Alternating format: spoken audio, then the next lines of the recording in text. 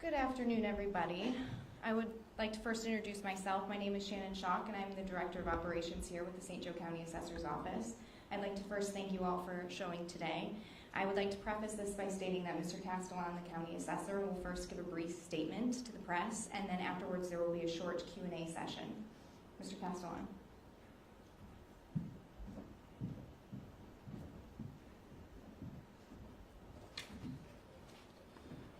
Good morning.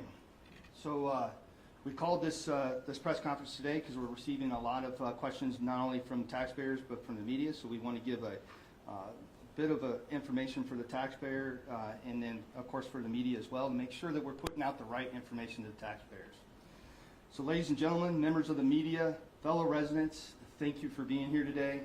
I'd like to speak to you directly, the hard-working taxpayers of St. Joseph County, to provide clarity and context about changes in property assessments, and to share how my office is working to ensure fairness, transparency, accuracy in every step of the way. First, let's address the core reason why many of you have seen changes in your assessed property values. There are four main factors behind the shift. One, COVID-19 pandemic significantly disrupted our housing market, driving prices to unrealistic values and stalling economic development. Inflation and rising construction costs have increased the market value of properties across the board. And perhaps most importantly, the Department of Local Government Finance raised cost tables that reflect 4 years of inflationary values. 4 years of inflationary values were put on the taxpayers in a single year. Additionally, for decades, data was inaccurately collected, not reflecting true market value. So for the past 2 years, I've been correcting the historical imbalance and ensuring assessments reflect today's market conditions. It is also important to clarify that the state of Indiana promulgates the rules for which assessors must apply market value. My office does not create those rules. We are required to follow and implement what the state determines is fair and equitable. While we do everything we can to apply those rules fairly and accurately at the local level, the broader framework is beyond our control. Recently, the state passed Senate Bill 1 in response to concerns for communities across Indiana. While I appreciate the effort to improve the system, I believe the bill doesn't go far enough in addressing the issues that matter most to taxpayers, like transparency, assessment stability, and fairness. That is why we continue to advocate for smarter, more effective solutions from state leadership. We've heard your concerns. We understand the process can feel confusing and at times frustrating. But I want to assure you, we are not ignoring the challenges. In fact, we're facing them head on. Over time, the property assessment system has grown increasingly complex. It's been shaped by shifting policies, limited tools, and lack of consistent investment. While no one moment or decision created the problems we see today, the result has been a process that sometimes feels inconsistent or out of touch with the real-world experiences from property owners.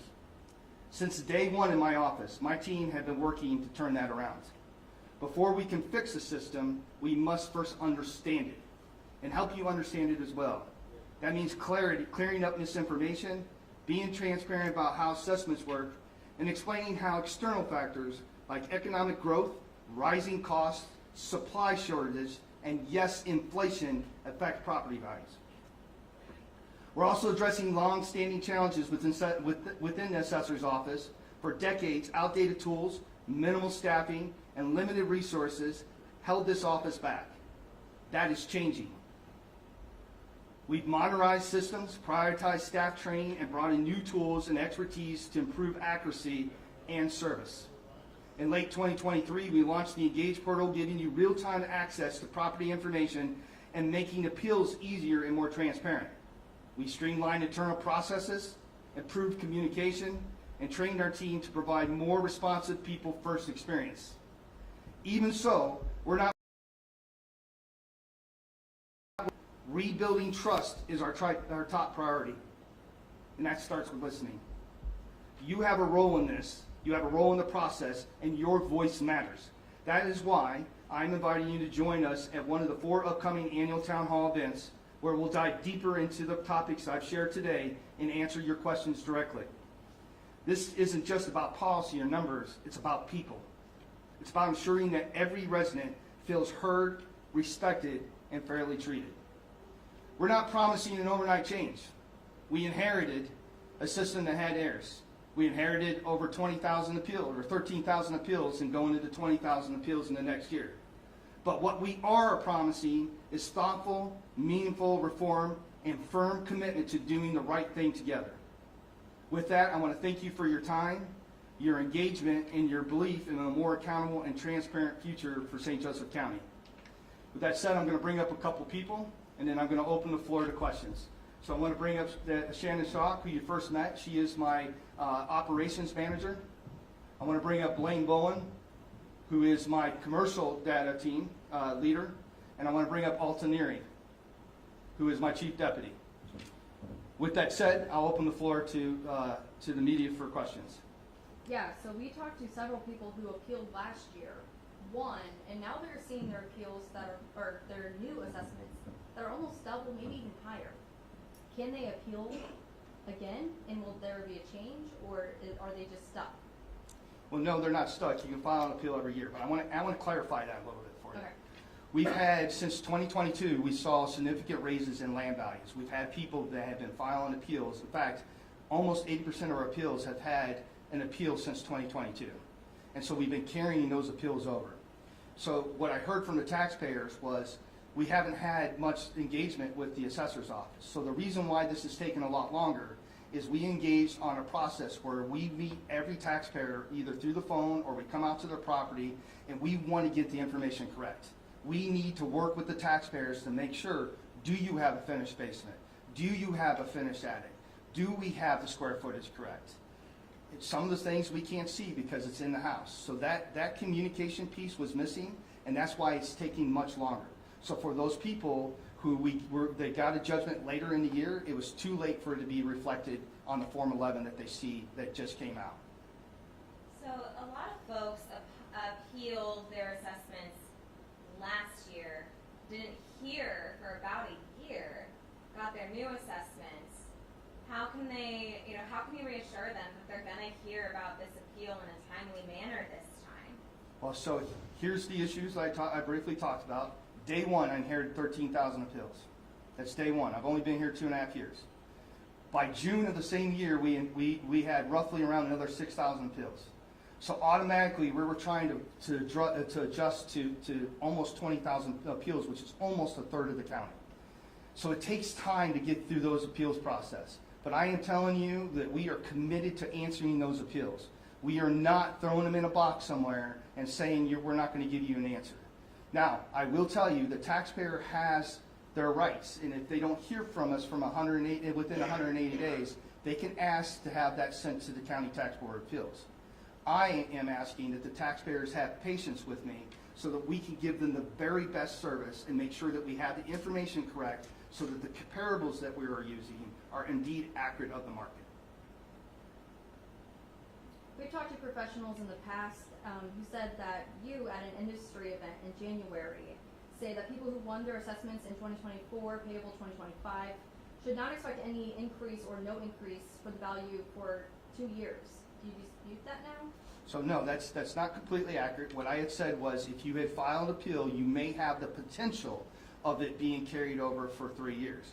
There is an IBTR ruling that says that if you win an appeal, depending on where it's at in the cyclical reassessment, it could potentially be carried over.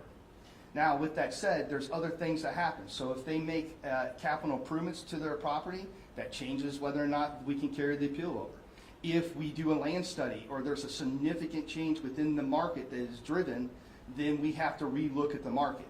This year, again, the DLGF had put into place cost tables that were reflective of 4 years of inflationary values over the last 4 years. So it changes the dynamic.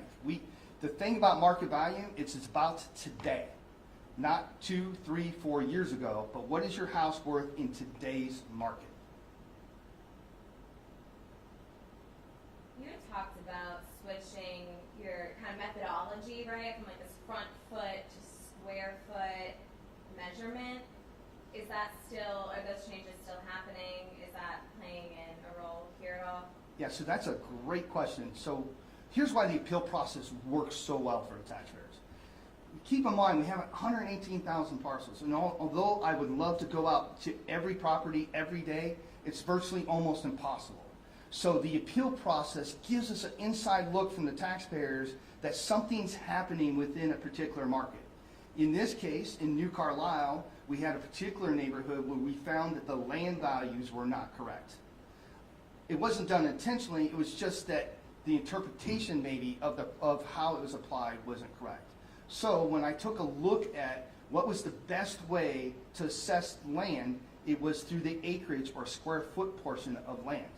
Because in that process, it gives influences for property or land that's not perpendicular or is oblong or has a triangular shape. I wanted to make sure that there was something that the taxpayers can understand, and when we look at the numbers, acreage and square footage is the best way. Now, as a result of that, next year we will be applying that to every neighborhood in St. Joseph County because I believe it's in the best interest of the taxpayer. I am also looking at, just so you know, neighborhoods have not been delineated since 1995. So going into next year, not only will we be looking at redrawing the boundary lines from the neighborhoods, but we're also going to redo the land study to make sure that we have the very best land rates that we possibly can to bring in accuracy better. And unfortunately, we weren't able to do it this year because by law, I have to issue a land order. That is going in, we'll be putting in place this year. Just going off that with the New Carlisle subdivision, are there any other issues that are impacting numbers elsewhere? Yeah, so interesting enough, I'm glad you bring that question up. We have a dynamic in St. Joseph County that's probably different than some other places. First of all, the University of Notre Dame is expanding its footprint. They're buying up properties and they're tearing them down and then they're rebuilding these mega homes. That impacts homes, especially in the older neighborhoods where people have been there for a long, long time. Listen, it's not lost on me how important property assessments are to taxpayers. It hits them in the pocket. I understand that. But we have to make sure that we get the information correct. And it's also important that the taxpayers work with us so we can come to an agreement on what is fair and equitable.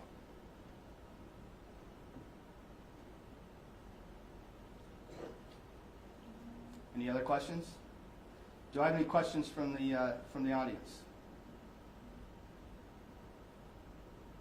With that said, I want to say thank you to the media for coming out today. Again, we'll be having 4 town hall meetings. In the meetings, we'll get into depth and some of the things that are impacting particular neighborhoods. And we'll also have our staff there so that the staff can pull up their property record cards at the town hall meetings and we can start to talk to them about some of those issues they might have with their property. I want the taxpayers to know this. I don't care about the state's budget or the county's budget or anything that has to do with budgetary requirements. Only thing I care about is making sure that we protect our citizens and we make sure that the assessments are as fair as I can possibly get within the framework of what the state allows me to do. With that, I thank you and appreciate you guys coming out. Have a good day.